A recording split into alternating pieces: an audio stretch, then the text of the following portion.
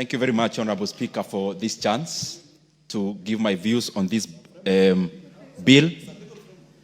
Honorable Speaker, on the onset, on the economic sense of it, everyone should support a lean government. And a lean government is the one that is left to only adjudicate the services that touches on the people.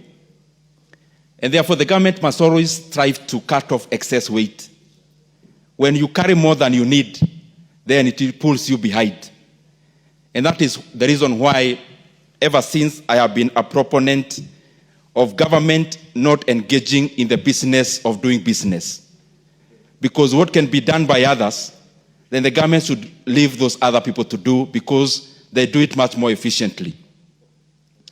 Honorable Speaker, the other reason why government must never be too bulky and engaging in too many commercial ventures is because government of Kenya already owns 35% of all the businesses in Kenya indirectly, including the small company any member would be running in this house today. Because as corporate tax is 35%, it means the government of Kenya is actually in the board of your company all the time. And you actually give them a share of 35% of the profit you make. And it means, therefore, they own 35% of all the enterprises indirectly in terms of stakes and in terms of share of revenue, and especially net revenue. And therefore, Honorable Speaker, across the world, many governments continue to shed off whatever can be done by others, and especially in the private sector. But there is always a debate, internationally speaking, Honorable Speaker, because when you look, for example, an economy like the US, an economy like South Korea, they are private sector driven, meaning the government does not necessarily engage in too much commercial activity. But on the other side, when you look at a company like China, you see an economy where the government is dominant in direct ownership of stakes. And all those economies do well. And therefore, Mr. Speaker, it does not necessarily mean everyone is right and entirely right. It all depends on the circumstances, and it all depends on the scenario. Honorable Speaker, the reason why many companies and many governments arrive to the decision of selling many of the corporate entities, and especially the commercial ones they engage in, of course, it enhances efficiency, and of course, and especially when the reason of engaging in it is overtaken by events. Let me give what I mean. As we talk today about the government of Kenya, of us making it easy for offloading of stakes where government have direct shareholding. As late as now, Honorable Speaker, yesterday, the US government was investing in American lithium. They actually invested in a stake of around 5%.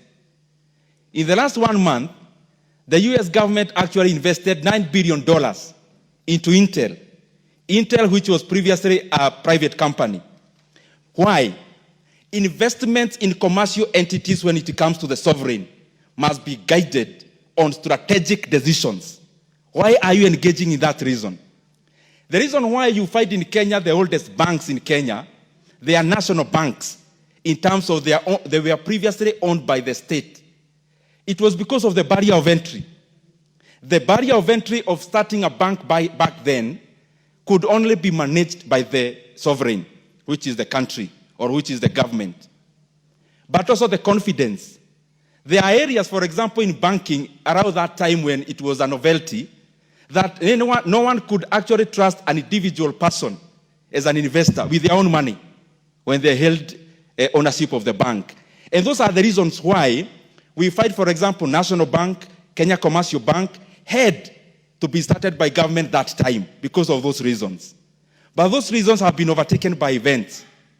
And the reason why I say so, Honorable Speaker, there is a lot of inefficiency in government-controlled companies in sectors that are booming. Take, for example, Consolidated Bank. Consolidated Bank is over 98% owned by GOK in various forms.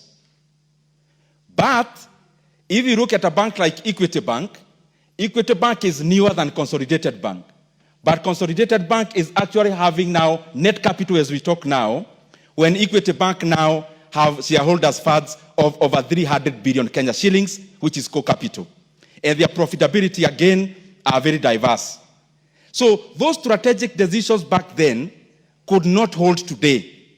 The strategic decision of the US government investing in a chip-making company in aid of AI in the name of Intel is a today agenda, and therefore it is relevant. The reason for the US government investing in American lithium yesterday for a stake of 5% and also taking some of the risks out of where they are mining lithium, Honorable Speaker, is also based on the current global economy, strategic decision making. And therefore, we must always audit and find what is it that is making strategic sense, what is it that is not making strategic sense, so that we can offload as much as possible to the private sector to do what they know best. Honorable Speaker, let me talk about how we should spend the money. The previous agenda was about Kenya Pipeline. And Honorable Speaker, my take would be this.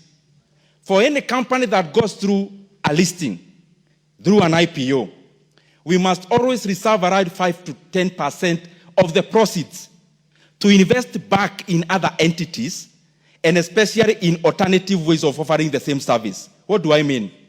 As we offload any company, then you must take this money, create a venture capital, and invest in other current growth kind of institutions around the same sector. Green energy, and any other thing around power sector, for example, or energy sector. So that as you offload this, you are incubating some others. So that you don't get a time when you've already offloaded your entire portfolio. Honorable Speaker, let me talk something about the current capital markets, because this is very important even for the agenda we had about Kenya Pipeline, and even this bill. Honorable Speaker, capital market is everything about international capital flow. The US, for example, capital markets in equity side alone is double the size of the US GDP. Because all the companies listed in the US, their valuation cumulatively is around 62 trillion US dollars. In the income sectors, in the income, fixed income side, it is over 55 trillion. What do I mean, Honorable Speaker? If you compare the same with our capital markets here, it is too small, Honorable Speaker. And therefore, we must make every effort to make it more bigger and attractive. But this is the catch, Honorable members. I am one of the people who would never actually vouch for the listing of Kenya Pipeline. And I'll give you a very practical reason. The current NSE in Kenya has been bearish this year, going up. But the companies listed are still grossly undervalued. And I can tell you without blinking of an eye, Honorable Speaker, this issue of Kenya Pipeline will bring a lot of excitement. Kenyans will buy in the IPO. But after the announcement of the financial results in February for the full year, the share company will collapse. And the share price will collapse. And this is the reason. The current investor in the NSC are not buying assets. They are buying revenue. They are buying the bottom line. What do I mean? Look, for example, a company like Kenya Power. Kenya Power has a valuation, the entire Kenya Power has only a valuation, a market cap of only 27 billion.